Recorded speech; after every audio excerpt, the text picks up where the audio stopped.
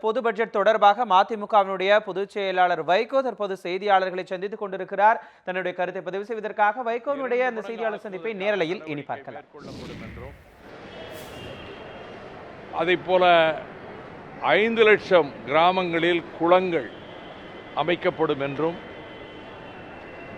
60% கிராமங்களில் கழிப்பிட வசதி செய்யப்படும்,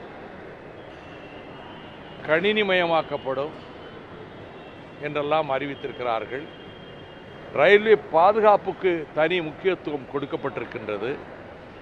தமிழ்நாட்டுக்கு புதிய ரயில் பாதை அமைப்பதில் எவ்வளவு தொலைவு என்பது எனக்கு தெரியவில்லை. இன்றைக்கு அதை நேரடியாக கேட்கக்கூடிய வாய்ப்பில்லை.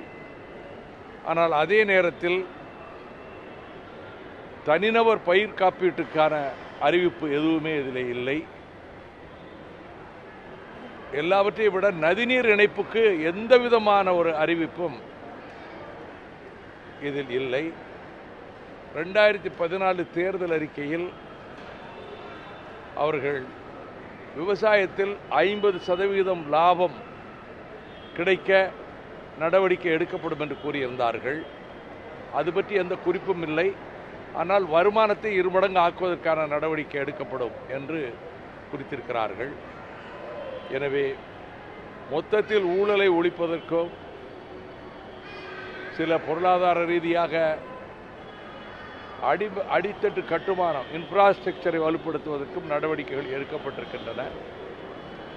நதிநீர் இணைப்புக்கான அறிவிப்பு இல்லாததும் அவர்கள் 2014 கூறிய தேர்தல் அறிக்கையில் கூறிய விவசாயத்தை பற்றிய குறிப்பு இல்லாததும் அது குறையாகப்படுகிறது. இதுதான் பட்ஜெட்டை பற்றி. தமிழ்நாட்டுக்கு என்ன திட்டங்கள்ங்கிறது நான் முழு பட்ஜெட்டையும் நான் கேட்குற வாய்ப்பு இல்லை. நான் பல நிகழ்ச்சிகளை கலந்துட்டு வர்றேன். நான் ஒரு சில செய்திகளை அறிந்த அளவில் தான் சொல்ல முடிந்தது. முழுமையான பட்ஜெட்டை படித்தா தான் நான் சொல்ல முடியும். ரயில்வே பட்ஜெட் இதோட சேர்த்தனால ரயில்வேக்கான முக்கியத்துவம் குறைந்ததாக நீங்கள் நினைக்கிறீங்களா? அது முதலே முடிவு போச்சு. அதாவது ரயில்வே பட்ஜெட்டு தனியாகவே இருந்தது.